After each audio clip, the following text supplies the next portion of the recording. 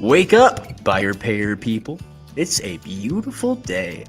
Go grab yourself another cup of joe and say hello to Jim and Michelle Rhodes on the Buy Here Pay Here morning show. Take it away, you two. Good morning. All right. Happy Friday. Yeah, we're those of you who follow us on Facebook, we got here safely. Yeah, we're in Ocala. We're in Ocala, and last night our drive-in was ridiculously interesting. I always tell Michelle, this is a wet rain. So she says they're all wet, dear. I mean, it was especially wet because even with the windshield wipers going full on blast, it was still, you really couldn't see very well, and there was lightning all around. I mean, it was kind of exciting. In a way, I was it exciting in the passenger seat? It wasn't for you in the driver's seat. In a way, I wish that we could have pulled over and just experienced the storm for a little bit. Every time we went underneath a bridge, and it was like no rain, and then I thought, oh, we should stop in a place like that and then just enjoy the storm for a few minutes. Instead, we experienced it about 30 miles an hour with semis on each side. So my gosh, it is amazing to me how do people in pickup trucks or whatever, I mean, do they see better than us when they're in there? Because they're whipping past at regular speed, and I'm like, are you freaking nuts, or are you like the cause of the next accident? Those are the ones you expect to see in the ditch about 2 miles up. So absolutely. Welcome everyone. So if you'll chime in and let us know what state you're listening from, we'd like to know who's here. And we got a couple of announcements that we're excited about. You want to share the first one? Well, first we launched or put it out there into the worldwide interweb, our roadmap. And so we did a couple of things on social media. And so there was a link for the Buy Here, Pay Here, learn our story and become part of the journey. If you didn't see that or want to look at the link, we actually changed the homepage for the nation. So BHPHnation.com. You can take a look at our roadmap, and it's pretty darn exciting. We've got some fantastic things coming up.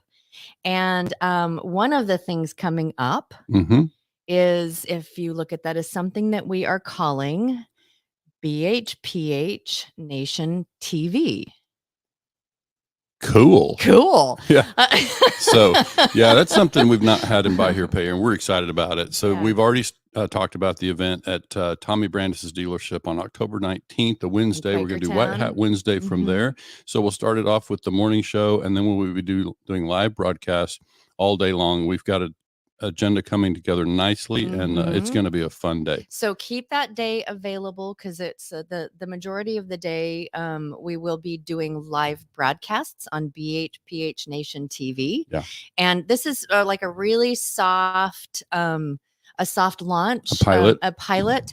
We'll be getting We'll be launching something a lot stronger throughout the course of the next 5 or 6 or whatever months. Right. But this is something that we want to be able to put on the BHPH Nation that will allow dealers all over to be able to tap into things that are going on live, different training events, different whatever, and the opportunity of putting podcasts on it and a lot of other really cool things. So this is just a soft launch, and we will have a full-on launch, and we'll have more information coming about what BHPH Nation TV is going to look like. Right. Yeah, that's going to be fun. So we've got a whole good morning, bunch of Bill people. Elizondo. Emily is in the curtains, and she's in the wings waiting to join us. We've Keith got, from Ozark, Kentucky, Alabama, a couple of Facebook New users. Jersey in the house. Nice. And nice welcome. Leslie, welcome. We're glad to have you here. I'm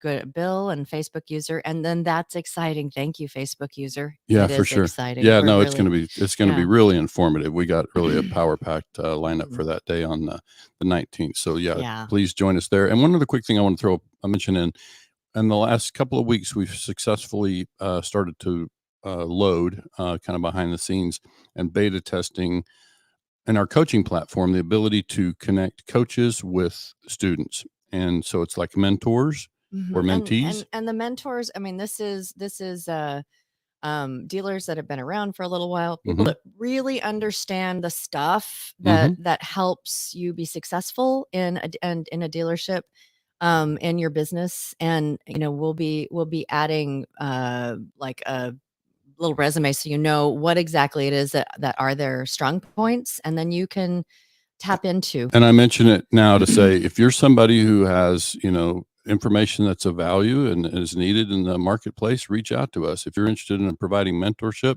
free or on a fee basis, then you just reach out and let's talk about it, and we'll explain to you how it's working, and you can kind of work with us through the beta program. But it looks like it's going to be quite easy to put in place, and we're excited to get it up and going. We've already had a few different people reach out to us about, hey, we would like to be a part of this. So we're going to try to bring you the best coaches from all over. So and those of you who are active on social media, you see some of these people too, and they're the ones that they're very, very knowledgeable, and usually when they weigh in on something, it's like, oh, that's really good information. Yeah. Speaking of knowledgeable, we should maybe bring in Emily. Oh, what?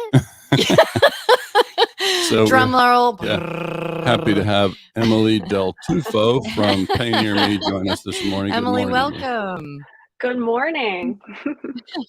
So we were happy to have a chance to bring Emily in to talk about the study that they did at PayNearMe. They basically commissioned this study. Is that right, Emily?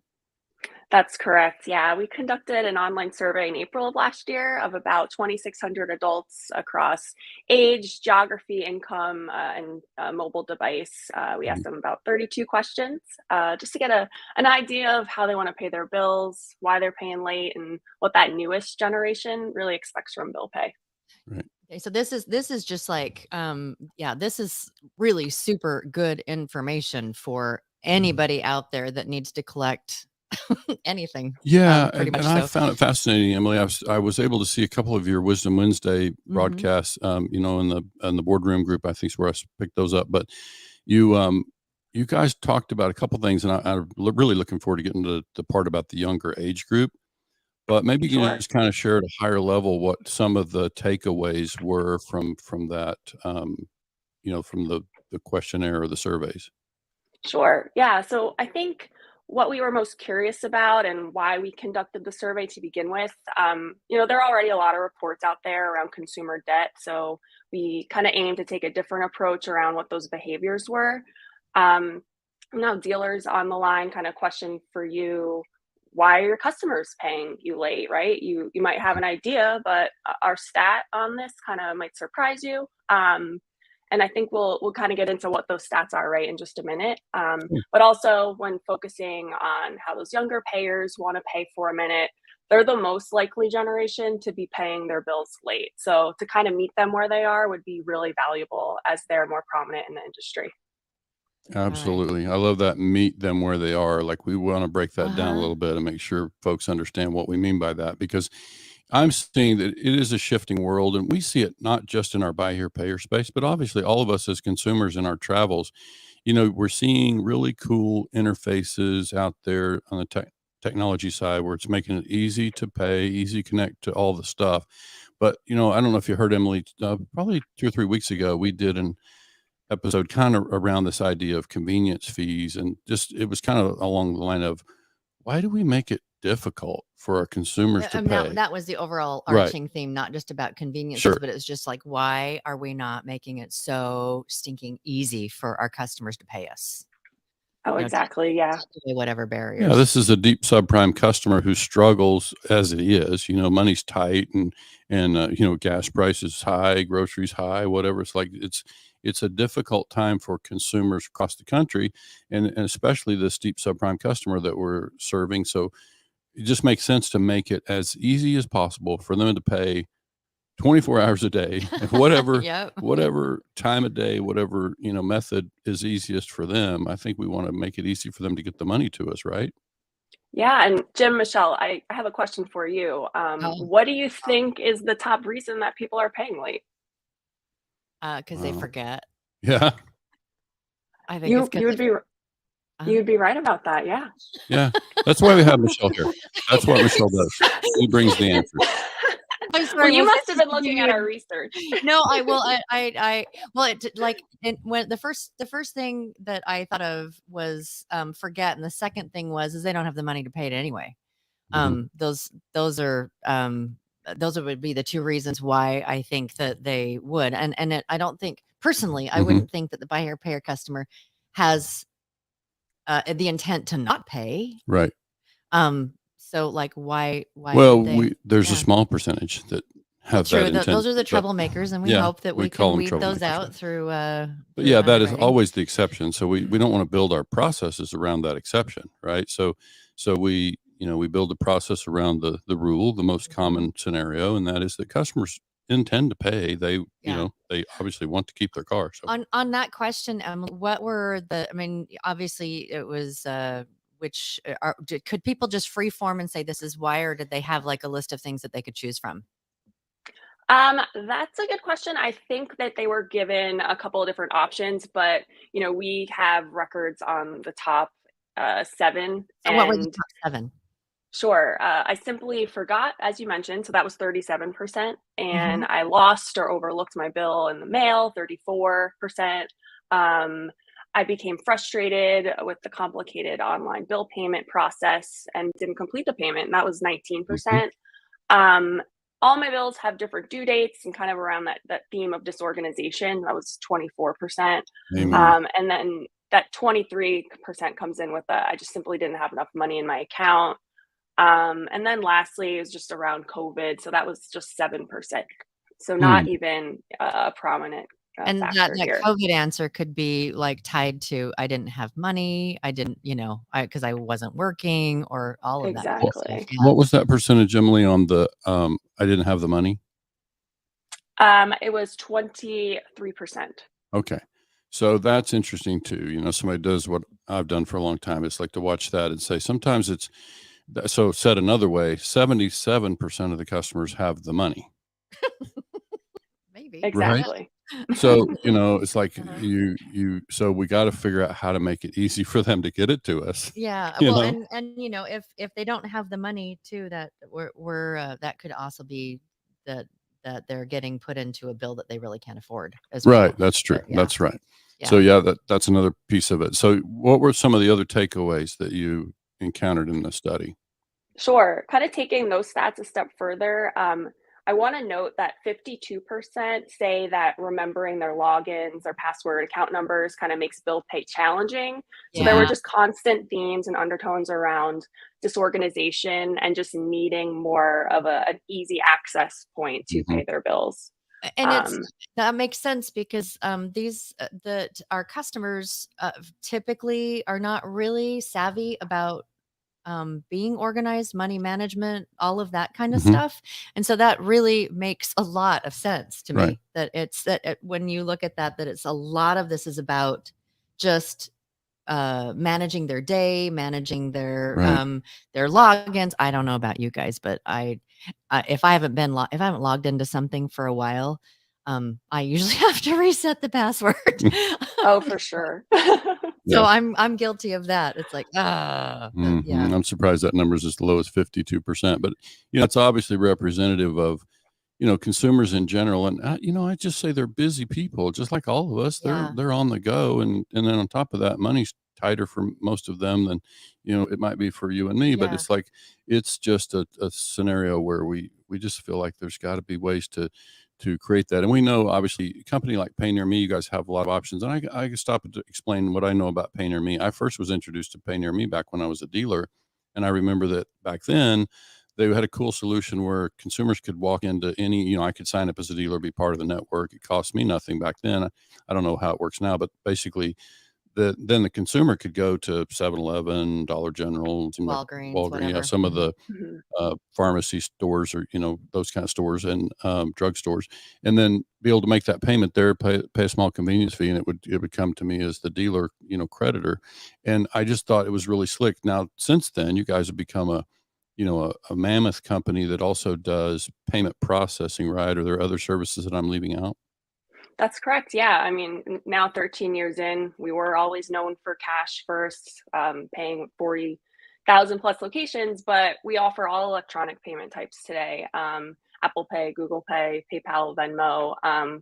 We're just seeing a lot of adoption in those areas, and our customers really like that for their customers.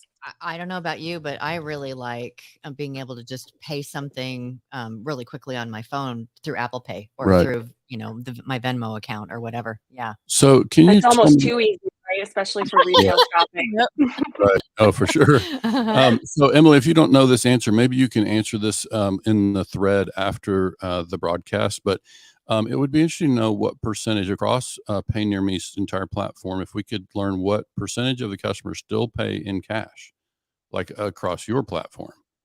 Sure. Right? Yeah, I know that we have that information readily available, but I don't know off the top of my head. I would love if there are any Yeah. PayNearMe listeners in the chat want to chime in here. That'd be great. Yeah, that's Yeah, cool. We yeah. saw Leslie Hastings in there. Good morning, Yeah, Leslie Hastings. yeah. So yeah, that's great. I think if we can get that in the thread, that would be interesting for everybody, including me, because we see it kind of vary. We see some dealers say, we quit doing cash years ago. We basically require customers to do ACH or whatever. We hear some dealers say, I still get 40% cash. It's like, obviously Yeah. it's business practices, kind of what they offer and how they make it available. And it may have a little bit to do with the profile of consumer they're serving. But yeah, I'd be interested to know across the entire platform how that looks, because we obviously still need to accommodate that.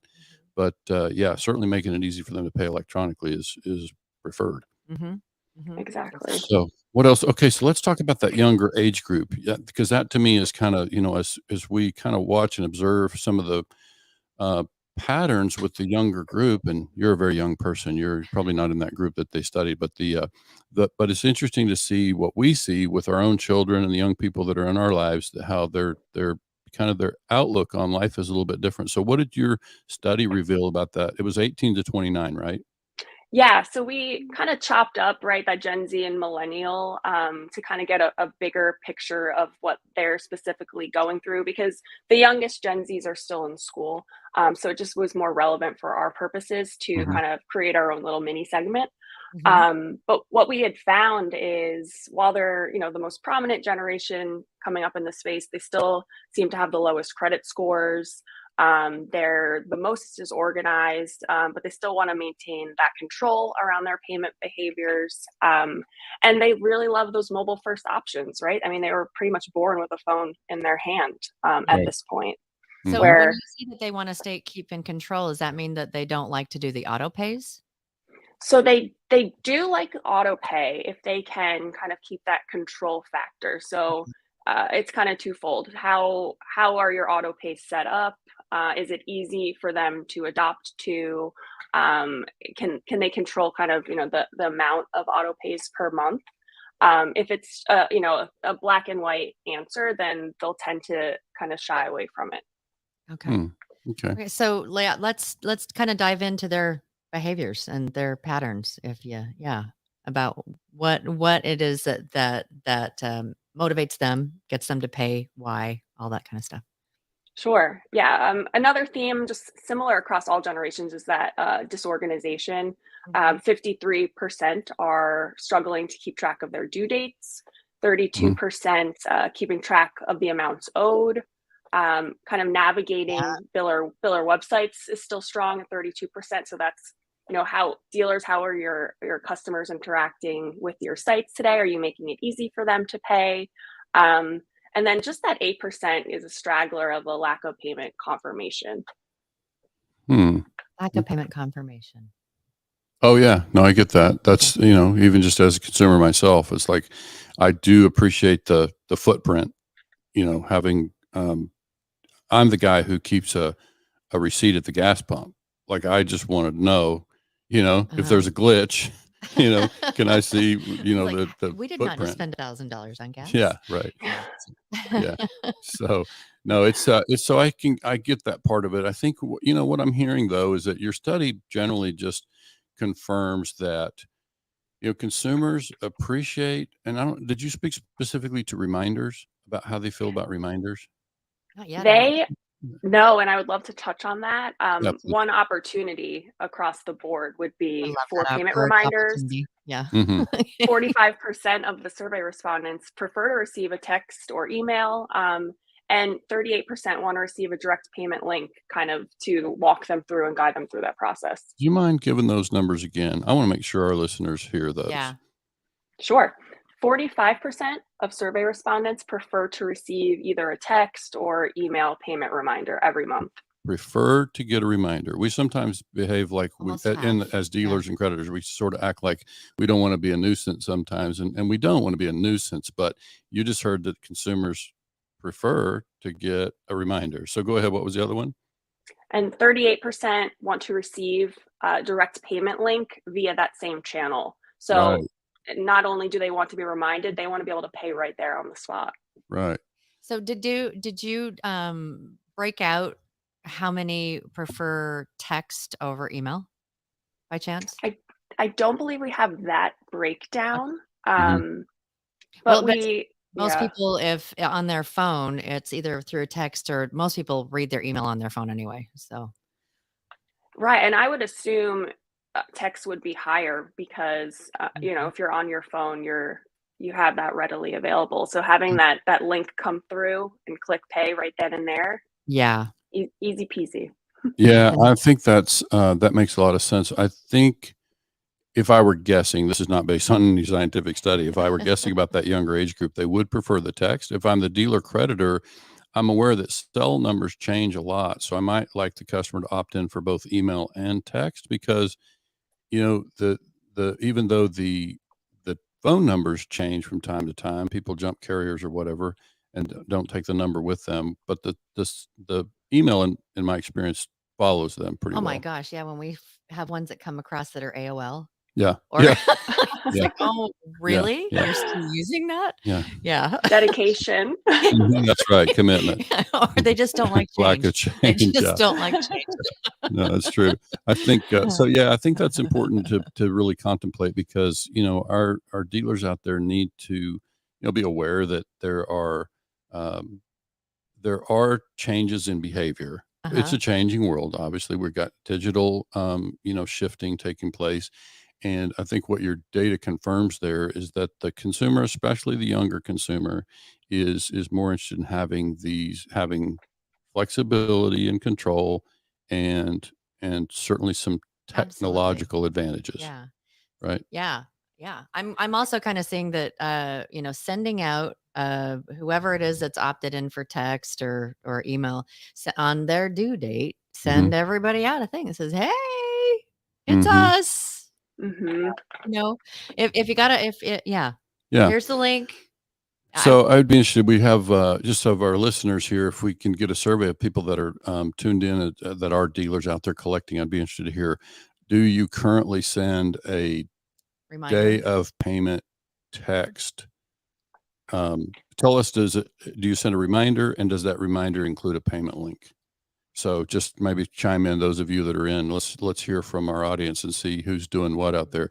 And then this would be obviously something, Michelle, we want to work into our own surveys, because this is kind of where it starts to separate the thing about, really making it easy, for the customer to be successful.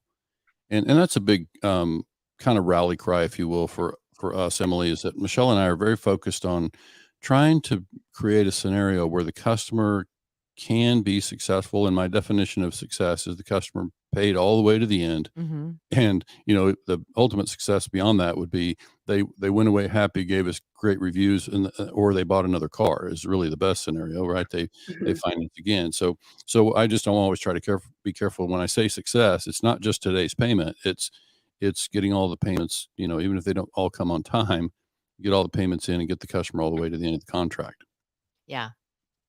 So on your study, any other parts of that? Did we miss any takeaways?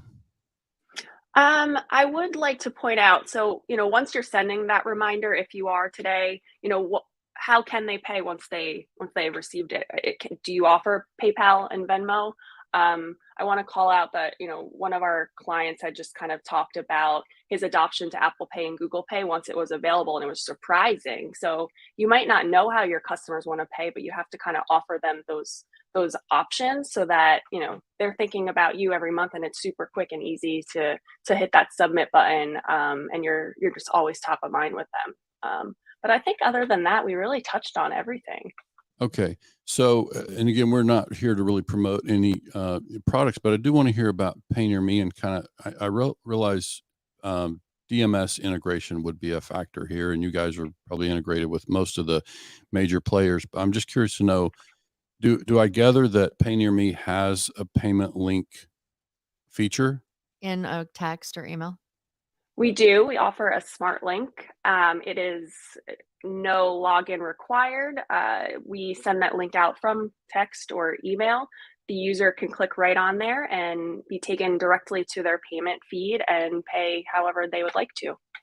I seem to remember seeing that now at the conference. So just to be clear, even if I'm not on an integrated DMS, but I did have a PayNearMe solution, I could collect those funds via this payment link. And then it would just be a question of how I route it and get it documented in my DMS, right? That's correct. Yes. Okay. We do manual uploads for anyone that's not an integrated partner. Right. And I just happen to know that from our past conversations with PayNearMe, and I've known the company for a long time, I know that, not every dealer necessarily is going to be a candidate. They are, just for our listeners to be aware, they are looking typically for a certain volume of transactions. And so you can reach out to Emily. You want to share your email address, Emily, so I don't forget? Sure. It's emily.deltufo, which I'm not sure if you can see my name spelt here, but DELTUFO @PayNearMe.com. Excellent. Cool. And we'll add that to the link once the recorded broadcast goes out. Right. So you can reach out and have a conversation with Emily if you're needing a good payment processing solution, especially if you need something that, has these features that we're referring to, ability to collect that way and so on. So we'll make sure that know how to find Emily. At the least, do your research, dealers. See if you could, see if there are options out there that whole theme of why do we make it hard for our customers to pay? And this is a really slick way of being able to make it easy. And, it's just a couple of taps on their cell phone or whatever. And, they can, it looks like Leslie posted in 20% typically pay for cash. So she must have been researching that while we were talking. Thanks, Leslie. So the question for the dealers, how many of you dealers are willing to forego 20% of your customer base? She said 40%. Okay, Leslie, we corrected. Sorry, 40%. 40% pay cash. Okay, wow. Okay, at least from what it is that they collect. And I'm sorry, I interrupted. No, it's just, I think now it's even bigger. I was just basically saying, even at 20%, you're saying you don't want to forego that business, which means you want to make it convenient for the customer to pay. Going back to what we said, meet them where they are. If that's how they prefer to do business, and we do have a good percentage of the customers that we deal with who prefer. It's not that they can't get a bank account or whatever. They prefer to deal in cash. Yeah. And for some, that's money management 101. They operate from cash in an envelope, right? Yeah. And I've seen too, different options, dealers, as I've seen these kind of subjects come up on some of the Facebook feeds, is like the kiosk within a dealership and different options like that as well, of the people that want to pay cash. But I like the option of, hey, I'm out running errands. I'm not going to be by the dealership, but I will be by a Walgreens. Right. Yeah, exactly. And I can go in and do that there. Yeah. So Emily, we probably can start to wind it down there unless you had anything else to share from that study. We appreciate you bringing this information. Absolutely. Thank you so much for having me on. This was really great. You're welcome. Yeah, you guys are clearly in this kind of thing. You're kind of doing the same thing we're doing. Any kind of information we can get out there that helps dealers do better and make it a better experience for the consumer, then we're all about that. And so we appreciate you bringing that information to help do exactly that. All right. Well, hey everybody. Before we sign off, I just wanted to remind y'all, we had Brett Buick on the show last Wednesday, and he starts his challenge today. And I think he said it was like at noon or 1 o'clock or something like that. And he's actually said good morning to all of us on podcast land. And so if you have not taken the chance to go ahead and donate to the cause, you can go to GoFundMe and just type in Brett Buick and BUIKE, and it'll pop up the we can share the link. We'll share the link as well. So if you haven't already, Every penny helps, and this is to help people with addiction. And it's drug addiction, especially those, uh-huh. There's been lives Yeah. lost to And drug addiction and also veteran suicide. yeah. And so basically what Brett will be doing is running 4 miles every 4 hours for the next 2 days. Yeah. For the next 2 days. And so that's pretty committed. So if you haven't already donated, please get in there and do that. I know we have, and we just really encourage even if it's just a little bit. And I'll say that Brett also asked for those, if you're not in a position to help financially or whatever, he would also appreciate if you have a loved one or have someone that's been lost, you can send the information, and he will use that as inspiration. Yep. And we this addiction has been something that we have had family members deal with too.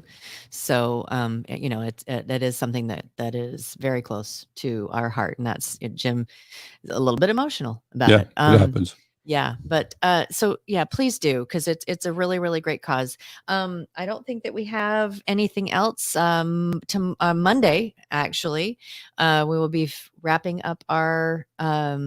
Isn't it our wrap up? It's the 5th Monday. Yeah, Monday we wrap up our Management Monday on Seize the Day, and join us for that. We're going to talk about accountability among other things. And then actually that a whole series that we did on Management Monday, we will be chopping that up into some different pieces and putting it on the Institute, the Buy Here Pay Here Institute. So as a Seize the Day type of module for people to be able to get access to, if they want to be able to listen in bite-sized pieces. So be watching for that. It might take a little bit of time, but it will be going there. Yep. Thanks again for everyone tuning in, and to Emily DelTufo. We'll share her contact information in the thread. All right. Have a great Friday. We're so glad that you're tuning in, and we will see you on Monday.